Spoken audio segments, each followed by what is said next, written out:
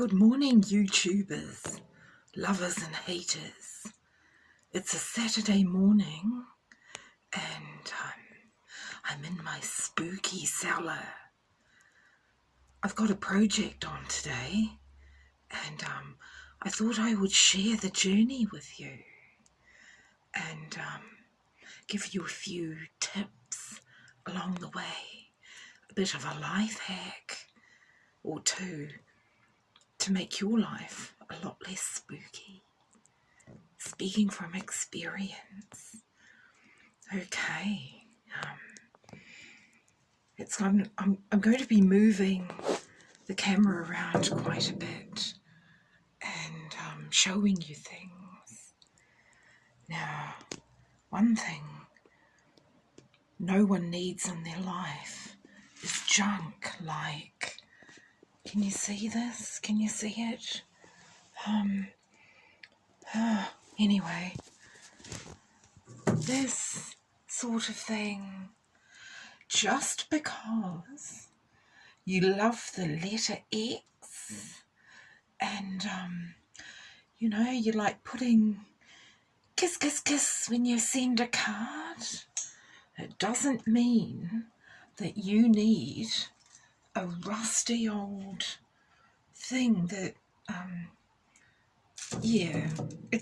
lovely in its day. Lovely in its day, and it's a shame that it hasn't been taken better care of. I mean, look at this lovely thing. It's all rusty. It's so rusted. It's so rusted. Even if you got all the rust off, I don't know. And who's got the time, darlings? Who's got the time? Word to the wise. Look after your stuff when they're new. Look after it. Don't let it get rusty. And, someone else can take it over years later, or they can be family heirlooms possibly, or something, depending. But yeah, so that will be going to the metalers, and hopefully those naughty young boys won't be there to tell me all about how I can't get a price for all my stainless steel above, like, for cast or low carbon steel. Because, why shouldn't I buy them a few boxes of beers for their weekend? Little liars. Little liars. What I should really have done was just say, all right, I'm getting all that cutlery out of there and taking it to the op shop if you're going to be like that. But it was, I don't know, I just thought, well, turn the other cheek. And if they can get ridiculous and petty like that and want to rip somebody off, that's on them. I just thought, well, just it wasn't the hill I wanted to die on. I was getting rid of it anyway.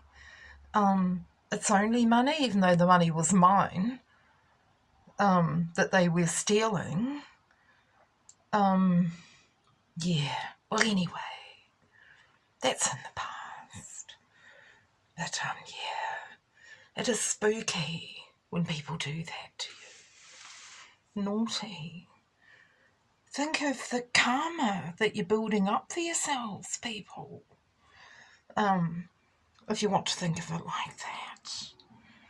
God doesn't like his people being abused. There's no rewards in that kind of behaviour in the long run, where it matters, and that's what counts.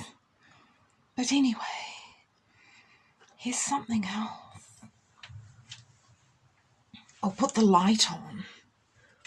I used to have a wee light like this just along the top of my bed. head so that I could read. Like, yeah, so this is from like the 60s or something. I was born in 1962. Yes. For those of you who are interested, I mean, I don't know how many times in my life men have been like, oh, I didn't know you were that. And women have been like, oh, I didn't know you were that old, Sam. Whatever. Age is but a number, as they say. And, age is never something to be ashamed of or to lie about. This next thing that I will show you is really spooky, because this book came out in, honestly, I've been trying to get rid of this so many times. It's like there's a spell or a curse that keeps it on my property. I'll just share a little bit of it with you.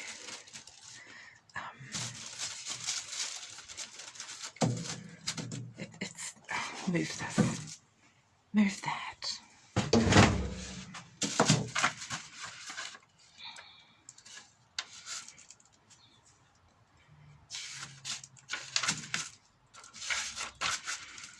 There's something in here from, yeah, let me read out this spooky sounding thing.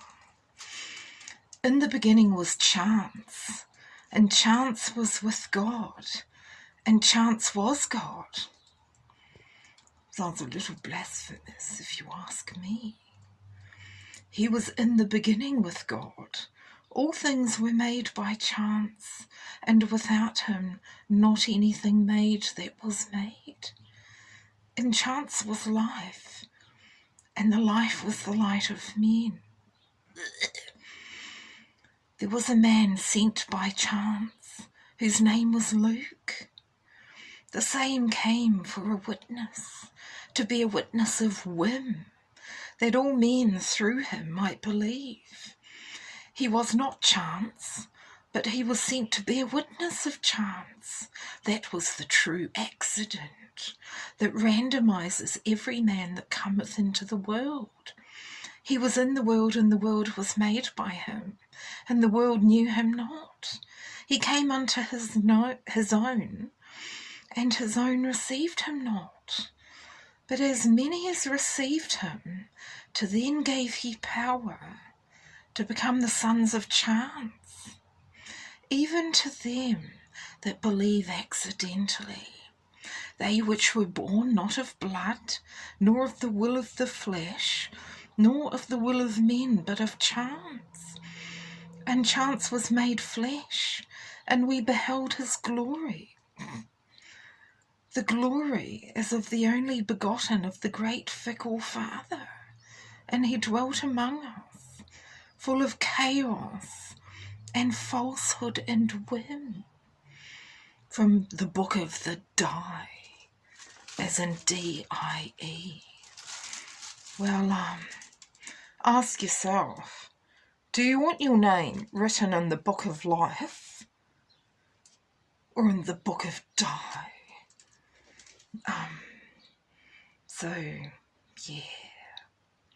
Sounds like a Freemason's handbook almost. Or some kind of creepy frog king father. Blech. Yuck. Preface. The style is the man once said Richard Nixon, and devoted his life to boring his readers.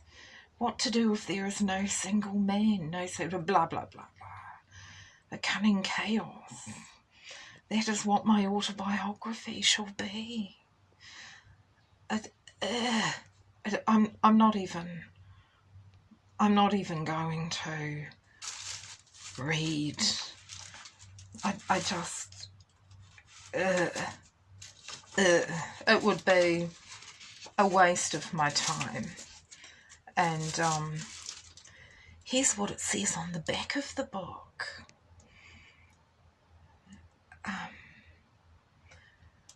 If that dice has a 1 face up, I thought, it's got let the dice decide.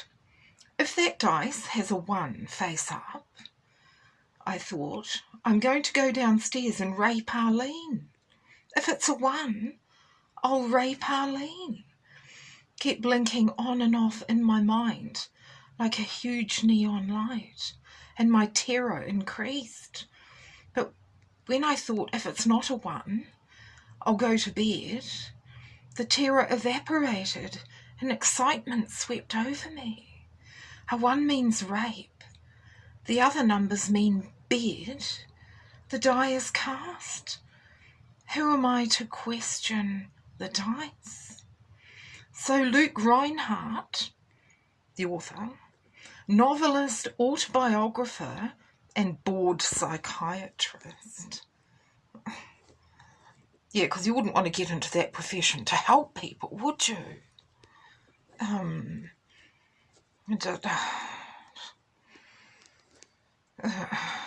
Well, some of them might, yes. I'm sure a lot of them do. But many do not. Anyway, so he makes his first dice decision. Rape accomplished. He begins to live the dice life in earnest. With every move he makes, determined by a throw of the dice, he rampages from one outrage to the next, from uninhibited promiscuity to murder.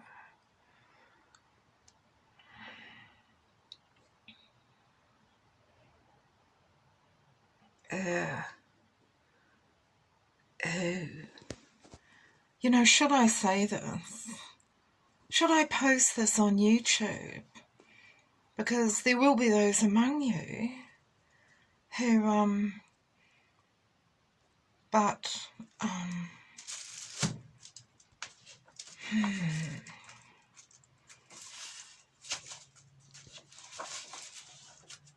I'm saying do not. Do not. And girls, or to whom it may be concern,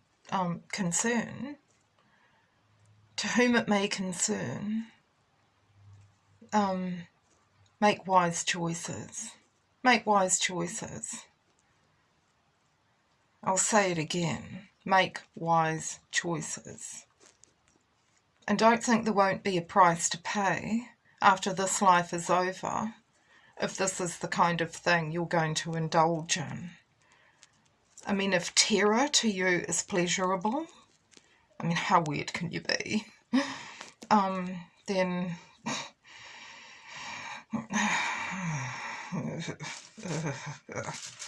But anyway, what year was this book published? 1972. Well, that kind of explains a lot. You know, the poor men that read this book and, you know, thought it was a good thing. And you know, you have to feel sorry for them in a way. But anyway, this is going out with the rubbish. The metals can wait, but this is going out.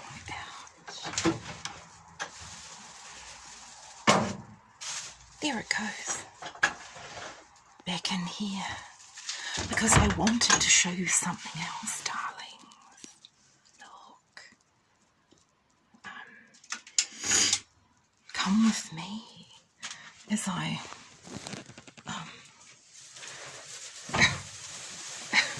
find my way down past this very nice dressing table that I bought I thought I could do it up like the mirror shape. It reminded me of a sail, and as in off a yacht or something. And I actually bought some little handles. Can you see those? They're kind of like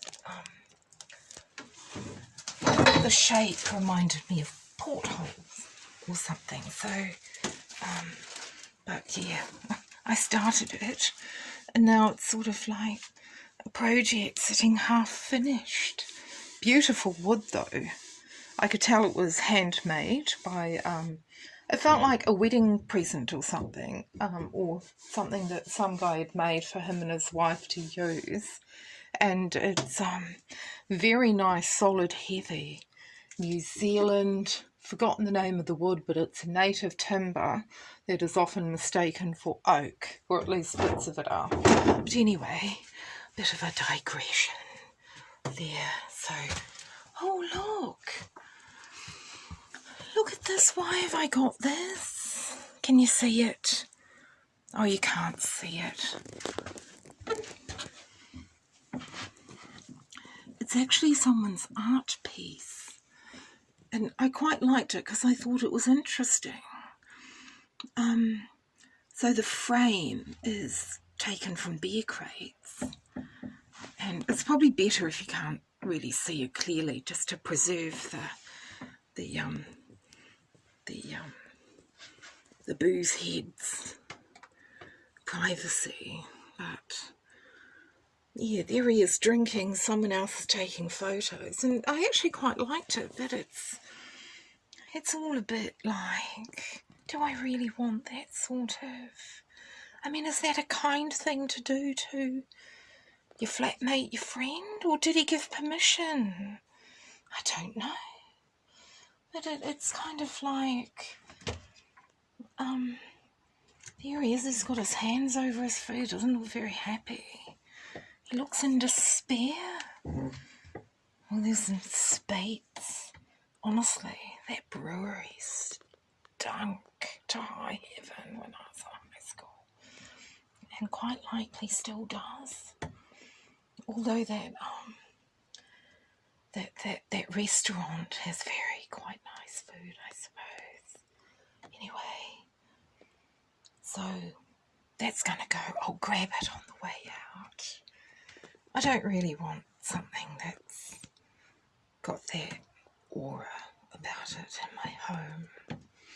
And anyway, we're going down here. It's got quite a big cellar, my place. Oh, I can hear my radio playing. Getting near my bedroom. Just going to put this light on. And we'll go past things like, I should get rid of this. It's a card table, and then I found a better card table with bits attached. So I don't really need this one.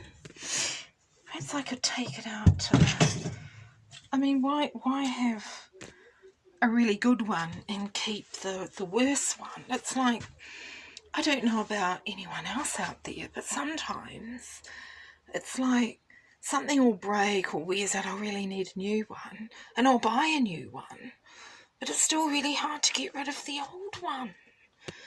You feel like, oh, that one broke, and then I bought this one, so that one might break, and then this one's still, or it's just a bit outdated, and I don't know. It's weird. It can be so hard to get rid of things that you need to get rid of. Ooh. It's called a poverty spirit, probably. Okay, now here we go. Now, can you see behind me? Can you see all that? Look. Oh, I can still smell the creosote that this place stunk of. When I first arrived here, oh my God, flatmate, or, people over the years had just, you know, this is a grotty old lounge suite. We don't want any more. We'll just put it in the cellar. So I had a lot of, you know, like there was half a bag of set concrete that was quite heavy that I had to drag out of here. Big old tree stump. A couple of old TVs. And do you know what else was really creepy? The father of my firstborn. And he used to flat in this house for a while. And in the dirt over there was the t-shirt, the Who t-shirt that I'd bought him when I was like, when he'd still glommed onto me. And also, the Sid Vicious My Way t-shirt that I'd bought my older brother was in the dirt over there. So it was almost like, I was like magic spell witchy pooed over and buying this house. And there's another, like I was only told that you could buy a house with no deposit as part of the ways that they were making me or setting me up to look as if it was me that was stealing the money from the organisation that I worked at as a volunteer. I mean, I wasn't the management, it was them. I wasn't on the board of trustees, like they were. And, yeah. And the other thing is, I thought they were a friend, the person that said to me, you know, like, as if they're doing me a favour. And I was very financially challenged at the time. And so it felt like it was a nice thing that they would say, well, you know, there are people who could put in an extra electricity line. And I was like, no. No. I wouldn't want to live in fear of getting caught. No, I'd feel too guilty. No, even though it's expensive, I'd prefer to pay for my electricity, thank you. Thank you. And then I hadn't been here very long when I was accosted by this pretty but hard-looking young woman in the supermarket car park, like, you know, basically saying, we want to put in an extra power line thing as an illegal source of electricity. And I was just like, I mean, she was trying to be friendly. She didn't have a face like what I just pulled, but that was her energy. And so I was just like, oh, no thanks. I've already decided no. And boy, did she not look happy.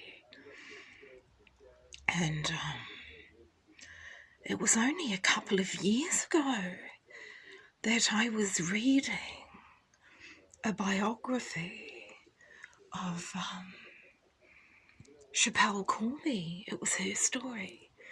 And it had in there that the police are immediately able to identify illegal, like, you know, indoor cannabis plantations by the spike in electricity. And then it hit me. Okay. So that's another non-friend. Thanks. Because I must say, this place is an extremely big roof cavity, and it's pretty private up here at this end of the shabby little street. Although it's, yes, definitely becoming a bit more gentrified now. In fact, yes, it's actually quite nice, and a lot of people don't know it's here. A few people have said that. Wow, never knew this was here, this part of Dunedin. And yeah, it's got a spooky history, this house. Yeah, I don't know too much about Captain Cargill. Like, I know some ministers are also, they've been Freemasons too. So I don't know, but this is actually built on what once was his land.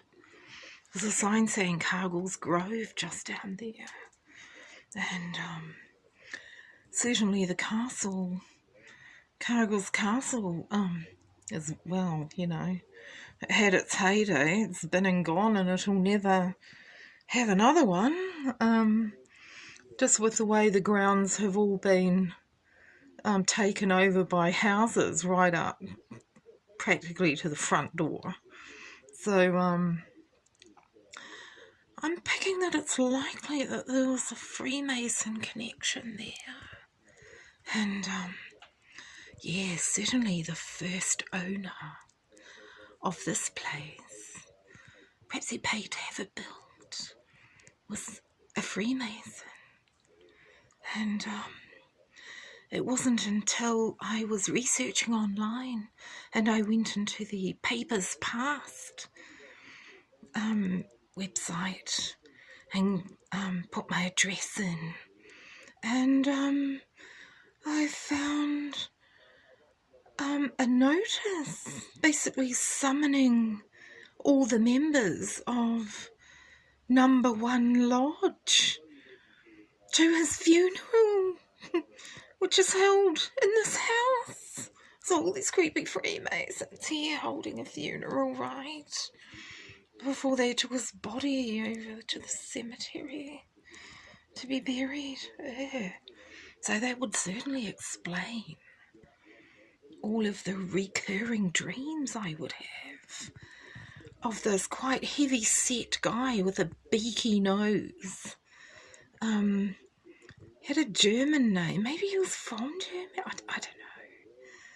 But yeah, quite a heavy-set guy lying down, wearing a black kind of outfit. Yuck. And yeah. And yeah, I just felt so relieved. I really felt like I dodged a bullet.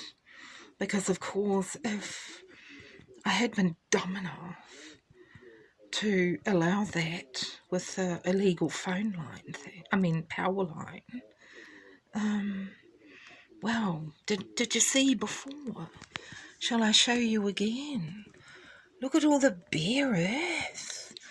You know, there's one hell of a lot of room here to bury dead bodies. In fact, you know, who knows what one might find if they had a look, dug it up. I don't know, but yeah, because I'm sure if I complained too much after I'd allowed all that, yeah, yes, yeah, so be careful out there, and when it comes to buying houses, yeah, forget about a limb report. Well, get limb reports too, if you like. Well, you're probably required to by law now. But check out the history. Check it out, spiritually. If you're a Freemason yourself, or a Satanist or a witch, and you don't have a problem with that, or even if you just don't believe in it, then I mean, I'm really trying to help you here, guys, and I'm doing it as at a risk to my own financial security, for your eternal betterment and safety. Yeah. Yeah. And I haven't even mentioned all the paranormal activity, have I? That'll be for another day. But yes, certainly I found things here, like, look at this. Look at this. Here's a table thing. Look. Can you see that? Somebody's kind of did some artworky stuff on top of well, anyway, they've made quite a nice tabletop. I mean, I quite like it. It's all right. But yeah, all the legs are broken. Can you see how all the legs are? I mean, it's beyond fixing. And some things, once they're broke, I mean, you don't know how they got broken. Did it get broken because somebody punched someone in the face and they went flying across the room and landed on it or something? I mean, it's just better gone, isn't it? So that's part of what we'll be going today. And, yeah, that's another,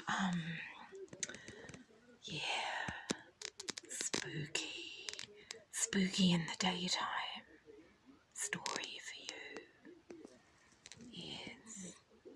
So anyone, Kristen, pray for me if you like. That'd be a nice idea. Yeah. Say a few prayers for me.